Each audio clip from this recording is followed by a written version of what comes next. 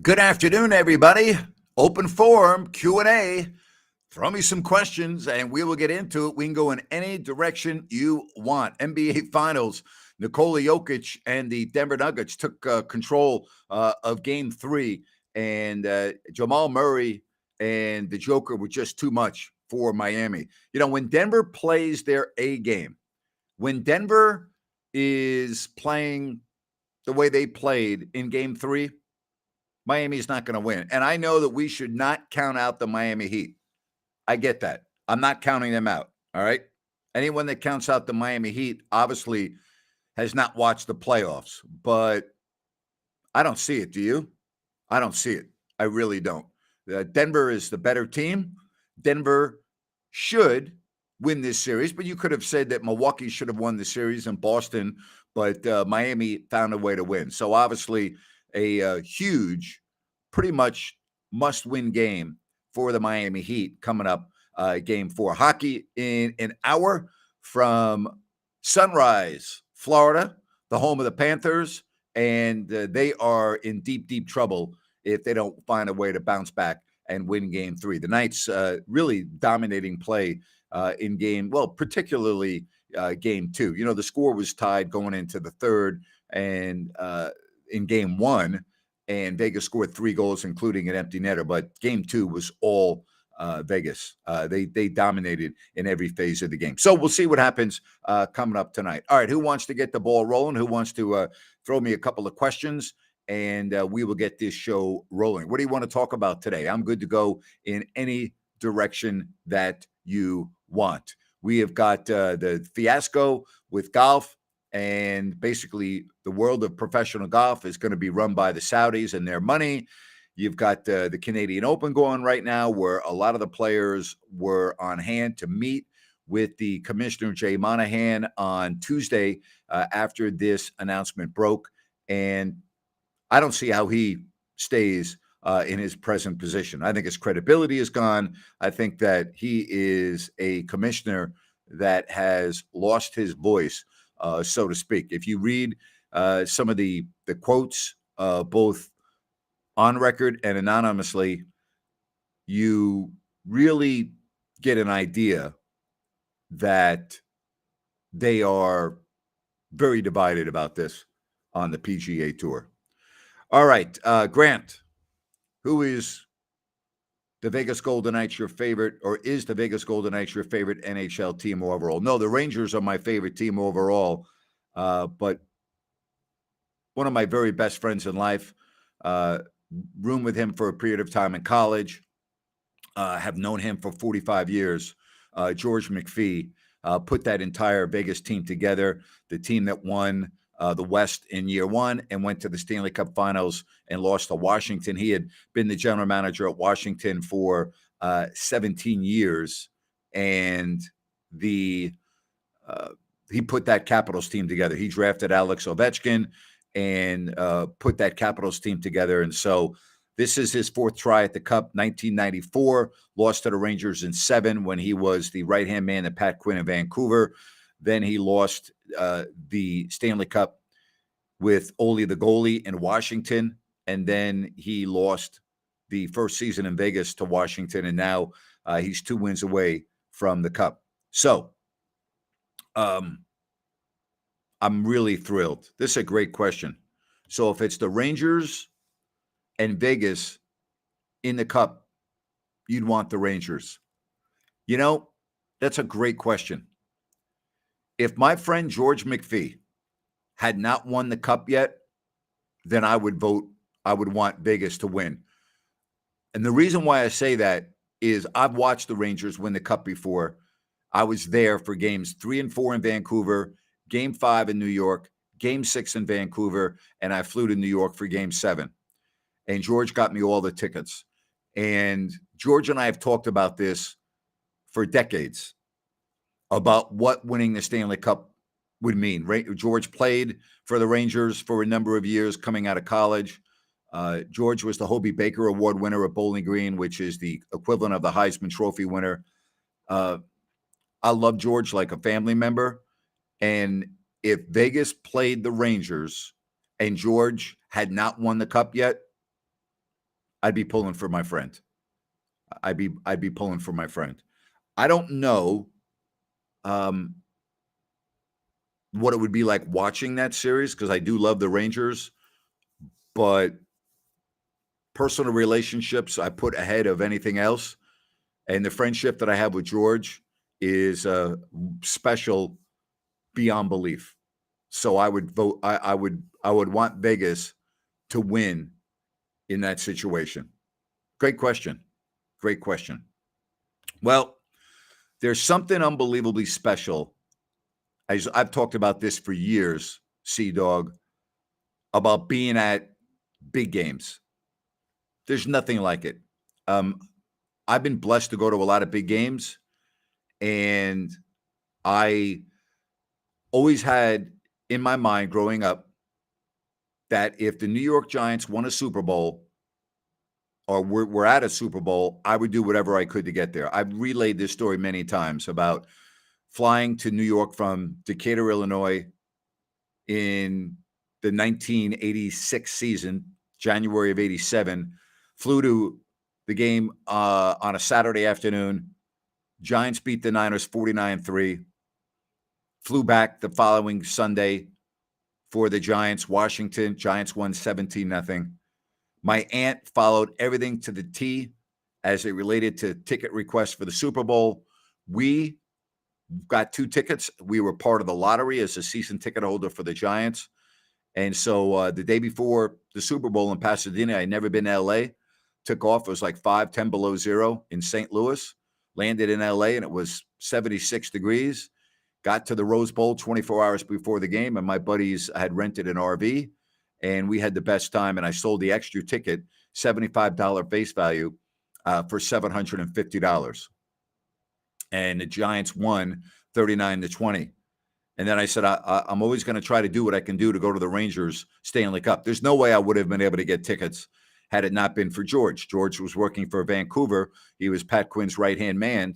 And George not only got me tickets for game 3 and 4 in Vancouver, I stayed at his place with his wife. And then George got me 2 tickets for game 5. I took my dad thinking that we were going to win the first cup since 1940. Rangers lost 6-3. Flew back to Sacramento the next morning, worked at Channel 31 doing the news, left the following day for Vancouver. Rangers lost game 6, flew back to Sacramento, did the sports. George got me 1 ticket for game 7. I took the red eye out, landed in New York at 8 in the morning, met Christopher Mad Dog Russo at a coffee shop in Manhattan at 10:30. He goes, "What are you doing the rest of the day?" I go, "No plans." He goes, "You want to come to the Garden with me and watch the show?" And I'm like, "You're kidding me, right? Do I want to go to the Garden?" You're like, "Did you realize what the hell you just asked me?" So I'll never forget this. Chris and I walk into Madison Square Garden, the security entrance where all the media goes through, and they go, "Hey, Chris, what's up, dog?" And I walk right behind him. They didn't ask to see a credential or nothing. We got on the elevator, went up to the 5th floor, which is ice level, got out of the elevator, walked up right above the tunnel where the teams come out, and sat there with Chris Russo and Mike Francesa for their entire, what was it, a 5 or 6 hour show? Never forget it in my life. The build up to that game 7, and I'm sitting there with Mike and the Mad Dog listening to their entire show. And I've told this story because I was already in the arena. Chris goes, "I'm going to have a guy go to the will call and get your ticket." He goes, "You got your license?" I go, "Yeah." So about 20 minutes later, guy comes back and hands me my ticket. Back then, if you remember, if you were alive, and they would take your ticket and they would tear it, and they would give you half, and they would keep half. To this day, I still have an unused, because it wasn't ripped, ticket for game 7 of the Stanley Cup Finals at Madison Square Garden in June of 1994. And to this day, all right, probably the greatest spectacle that I've ever witnessed live in sport. The Super Bowl in 87, January 25th, would be right up there. And then the Super Bowl in Indianapolis, where I took my two boys. Those are my three greatest sports memories being at a venue. Game 7 at Madison Square Garden for the Stanley Cup Finals, incredible.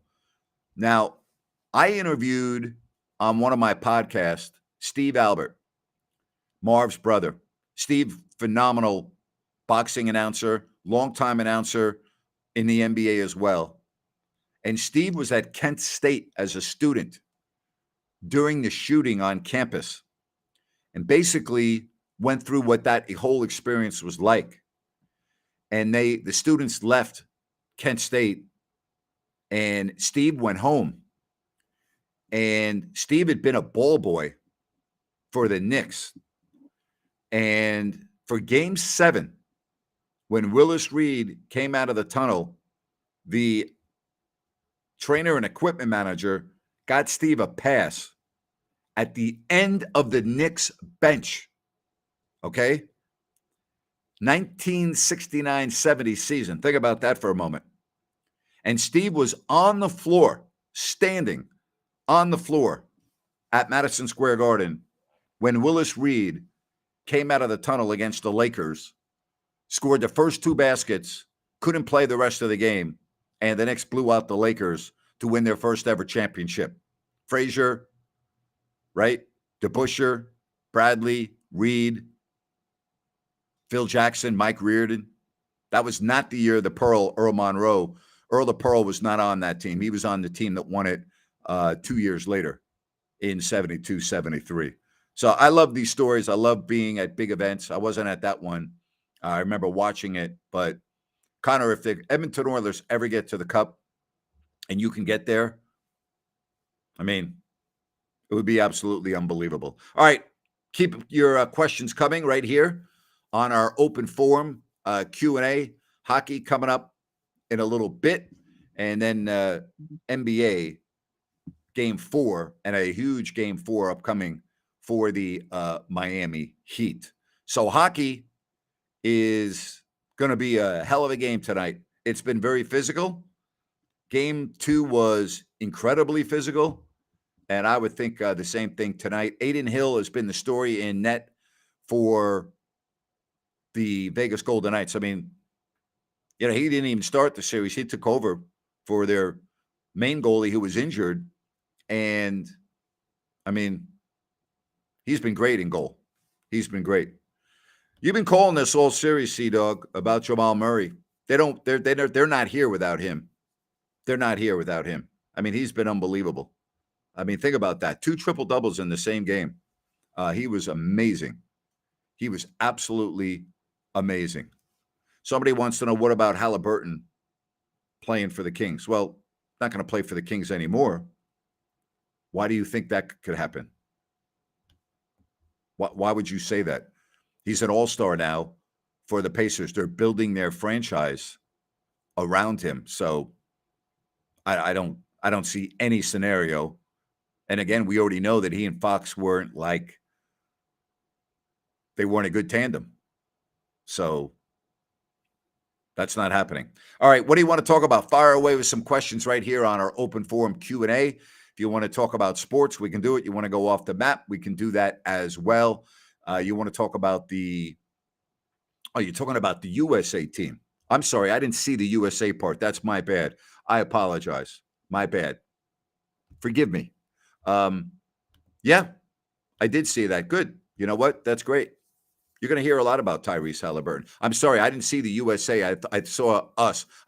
That's what happens when you get old. You can't read. Say, well, that was 3 letters. That was USA. I thought that was US. My bad. I'm sorry about that. No, there is no hockey team, not NHL, minor league, but not NHL because of the way the Golden One Center was constructed. So no. What do the Kings need to do this offseason to improve? I think they need Obviously, some bulk down low. They got to fix that area of their team. And I believe they need a backup point guard that can run the team if De'Aaron Fox is out for any period of time. So, yes, absolutely. I think they definitely need that. Well, I will tell you this. The biggest problem I have is the commissioner and speaking out of both sides of his mouth. For the past 14 months, he's been talking about the atrocities of the Saudi government. He's been talking about the 9/11 fund, the families, Saudi's involvement in 9/11. And now all of a sudden he's taking the Saudi money, the blood money that he's been talking about, and it's like now everything's okay. That's the biggest issue I have. As a sports fan, forget about the political aspect. I think it's great. I mean, if you watch sports, you want to see the best of the best, right? When you watch golf right now, other than the majors, you're not watching the best of the best. When you watch the Tour Championship this year, you weren't seeing the best golfers in the world. Many of the best golfers in the world weren't allowed to play. So for the game, for the sport, I think it's great. Now, you can get into the ethical part about where the money's coming from, and that's a justified argument. But you can't have it both ways. You can't say you watch the Olympics and watch the World Cup in Qatar and then tell me you're going to boycott golf. No. No, if you don't boycott the NBA, if you don't boycott the Olympics, and you don't boycott the World Cup, then how on earth would you be able to boycott the golf? It's the same thing to me, you know? Do you think a big man like Dwight Howard, I think Dwight Howard's basketball is well behind him, so no, I don't think that's a legitimate possibility, you know? How about that? The MLS team in Miami, 1 million Instagram followers to 5 million overnight with the impact of Messi. How about that? Incredible. Unbelievable. Seriously. Overnight, 4 million Instagram followers. Can you imagine the impact that this one individual, but I think it's going to be like Pele, and I talked about this story on my Listen App show when I was growing up and Pele played for the Cosmos in New York. And it was the most unbelievable thing in the world, and I wasn't a soccer fan. This is probably going to be a one-off, a one-time deal, and it will be great for a period of time, but then what happens when he leaves? It's not like he's playing for that much longer. So what happens to the MLS when Messi's not there anymore? Who do you watch? Are they going to be able to attract other stars? Because, when Pele played for the Cosmos, it was great. But then when he left, nobody watched. And that league, I think, fell apart. But everybody, they sold out. They sold out. Giant Stadium. 75,000. When I was in high school. It was unbelievable. But then what happened? So, but it is pretty remarkable. It is pretty remarkable. I think LeBron stays in LA with the Lakers. Now you got to keep your eye on what happens with Chris Paul, and we'll see. So, I believe that's the case that's going to be. I have not watched that. I have not. I'll check it out. I have not watched it yet. Have you? Is it good? Worth watching? I'll tell you what I did. I think I shared this with everyone. I'm not a big auto racing fan, and I did used to watch the Indy 500 every year.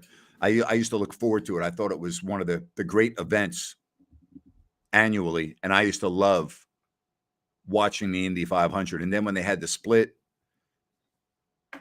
I wasn't into it as much. But I was bored one night, and I just clicked on Drive to Survive, the Netflix series on the F1, and I am now hooked on F1. I try to watch the races. I follow what's going on. That series, which lasted 5 years, I believe, and I'm waiting for the new year to come out, which is currently going on. I think that was one of the best series that I've ever watched in anything. Incredible. If you have not watched Drive to Survive on Netflix, it is unbelievable. I mean, it's incredible how they personalized the sport, how they put that together. I learned so much about Formula One racing, which I knew nothing about. I didn't realize there were only 10 teams and 20 drivers, and I didn't know anything about Formula One. And now I know all the names of the drivers, the CEOs, the principal team owners. Incredible. Absolutely incredible.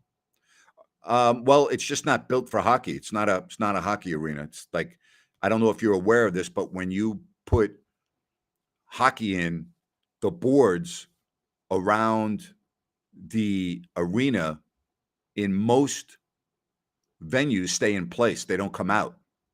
And when you go to Los Angeles, for instance, for the Staples Center, if you go to a basketball game, the hockey boards are still there. You just can't see them. They cover them up. And so changing back and forth it takes an hour to an hour and 15 minutes at the Staples Center.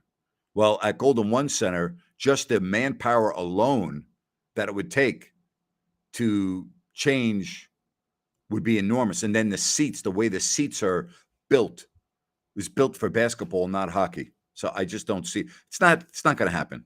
You know, I know people that like hockey wish it would. It's not going to happen. I'm not a fan of this. What about you? All right. I'm not a fan of it. It's money, money, money. And I don't like it. You know, what do we hear about now in the NBA? Oh, gee, load management. Oh, players, they get tired. They can't play all the games. Now, all of a sudden, you want to have a midseason tournament? You know, I don't see it.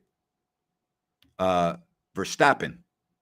Come on, got to get it right if you're a fan. You can't misspell. Not Van Steppen, Max Verstappen. All right, come on. You can't be that big of a fan. You don't even know what his last name is. Thank you. Appreciate that. You can't be a fan of somebody and not know what the hell their last name is. I'm sorry. Good job, though. Unless you just had an honest typo, which, you know, I do all the time as well. Yeah, I saw Gretzky at Arco, too. It was fabulous. Did I tell you the story about that? It's one of the most amazing things I've ever gone through. So the Sharks are getting ready to play the Montreal Canadiens in a preseason game at Arco Arena in the 90s. And I'm standing against the glass at skate around, okay? The day of the game. And the legendary, I mean legendary, Montreal Canadiens voice, Dick Irvin, is standing next to me. Legendary. I used to watch him on Hockey Night in Canada when I was at Bowling Green, because we used to get Hockey Night in Canada every Saturday. And he starts talking to me about the Sharks, asking me questions. And I answered all the questions because I had watched the Sharks play and I knew a lot. And he said, well, your hockey knowledge is pretty good. I go, yeah, I grew up in New York, diehard Rangers fan, been watching hockey all my life. He goes, listen, would you like to join me on the broadcast tonight? I would really like someone up there that knows about the Sharks because I'm working alone. And I'm like, yeah, I would love to. And I told him I was the TV announcer for the Kings. And he was like, that would be great. So I get up there and I'm on the Montreal Canadiens radio network, the freaking Canadiens, the Montreal Canadiens. And he said, now listen, I don't want you to analyze the game. I said, I understand. He goes, I just want you to give us some color regarding the Sharks during timeouts and things of that nature. I said, I understand completely. I won't step on you. You don't have to worry about that at all. I did the game with the legendary announcer for the Montreal Canadiens on the Montreal Canadiens radio network. Now, you talk about being in the right place at the right time. Like, I was absolutely blown away. And then I think it was a year or two after that, I fulfilled my real dream of announcing NHL hockey when I filled in for Randy Hahn on TV for the Sharks for a couple games. And I actually announced a game with the Great One down at the Great Western Forum. I did the Sharks and the Kings one night on TV for the Sharks. So that was a great thrill as well. All right, love these questions. Good job. Hey, Stan, you know what? I'm busting your chops, and you know that, right? It's a little entertainment. You know what I mean? And I appreciate you. So don't worry about it. It's just me being a wise ass. Don't take it personally. I always tell people that. I always should tell people when I used to see them out and they go, I can't believe it. And they'd come up to me and they'd say, you just destroyed me on the radio the other day. I'm so-and-so when I called, and I started laughing. I said, don't take it personally. I used to pat them on the back. I go, it's just fun. We're having fun. Don't worry about it. It's not, I don't hate you. I don't think you were a bad person. It's all good. So, and drive, hey, Stan, drive safely too. Speaking of Max Verstappen, and I know you could say this about Lewis Hamilton, Stan, if you follow F1. How about the domination by Verstappen now? It's like he can't lose a freaking race. I mean, I watched the race this past weekend in Barcelona. How do you win a race? There were no accidents in that race. How do you win a race by 17 seconds? Think about that. He finished, 16 or 17 seconds ahead of Hamilton and George Russell, who was third. Like, do you know how big of a domination that is? Thank you, Stan. I appreciate that, buddy. And I hope you have a good rest of the day. Thank you very much. I mean, that's incredible. And you're right. His car is definitely their car is incredible. Did you see what happened in Monaco when their car crashed, right? You saw that, right? And the car was hoisted up by a crane. So and it's the same thing with Mercedes car. They crashed and they lifted up by a crane. I didn't know this, but what's underneath the car is a secret that the other teams don't get a chance to see the technology because all the cars are different. And now there's no secret because it was lifted up by a crane and everyone could take pictures and have video of what the car looks like underneath. It was like fascinating. I was like, wow, I had no idea. No idea at all. So you remember when Perez crashed his car in qualifying at Monaco and they hoisted up by a crane. Same thing with Hamilton. Was it Hamilton or Russell that had the crash in qualifying? I think it was Hamilton, actually. So they lift the cars up and you could see underneath the car. That was a big deal. So good, Stan. I'm glad you saw that too. That was remarkable. Absolutely. All right. What was I thinking before Roger Craig fumbled at the end of the 1990 NFC Championship game? Well, I was at that game and I was standing on the field in the end zone. And so that occurred on the other end of the field. San Francisco was driving the other way. And when that happened, I thought the Giants were going to win the game. They had so many things happen in that game.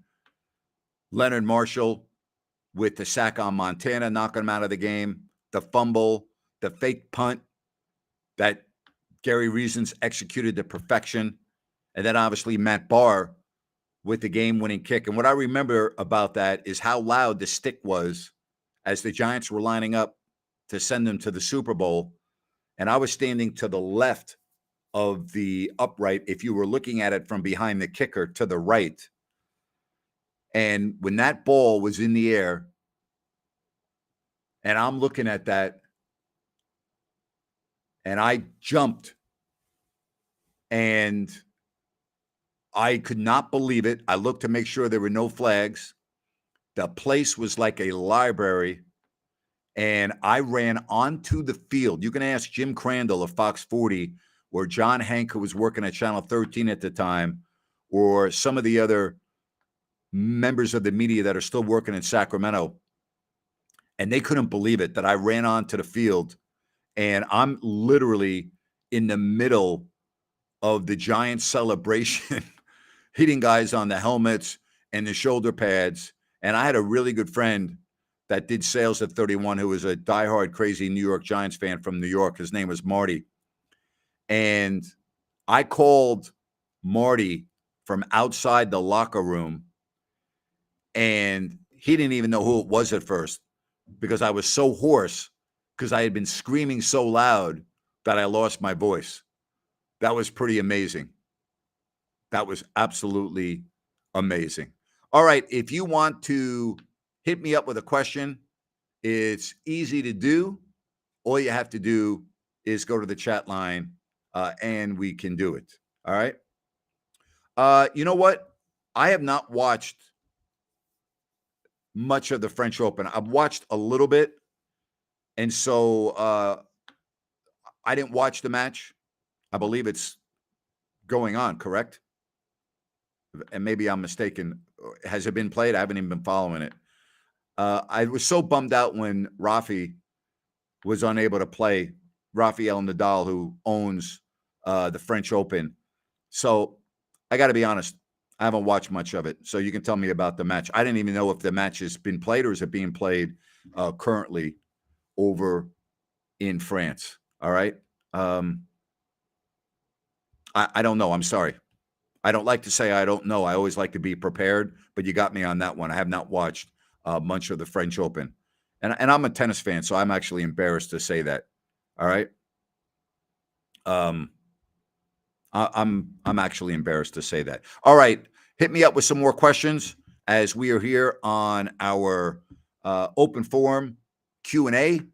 I'm going to be signing off here in a little bit. Get ready for game 3 of the hockey game. I enjoy this format. I want to say thank you to everybody. I also want to say thank you to Bennett's Restaurants in Roseville, Sacramento, and Rockland. Roseville, Sacramento, and Rockland. Roseville, Eureka, and Lead Hill Road. Sacramento, Howe, and Fair Oaks. And soon coming to Rockland, Prime Seafood and Steaks. Don't forget about their weekend brunch, their weekend prime rib, over 50 different types of wine available by the glass. Just go to bennettsrestaurants.com to check out the menu and more information. I don't know about the schedule yet tomorrow. So, the match is tomorrow. But anyway, I don't know about the schedule for tomorrow. So just stay with me and I'll let you know. All right. Thank you. It's tomorrow. Good to know that. I'll try to watch it then. All right. I'll try to watch that.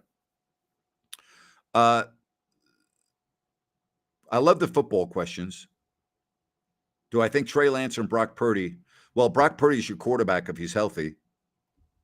You know, he's your quarterback. I think the A's are an embarrassment to professional sports. I think the owner of the A's, John Fisher, is an embarrassment for other owners in professional sports. And I think this is a nightmarish scenario for Major League Baseball. I'm skeptical about baseball working in Vegas. I really am. I mean, I see how great the Knights have been selling out every game. Mark Davis is already complaining about all the visiting fans that are at his stadium on Sundays. I think the same thing would happen in baseball. I don't see it working. I'm not as crazy about baseball in Vegas.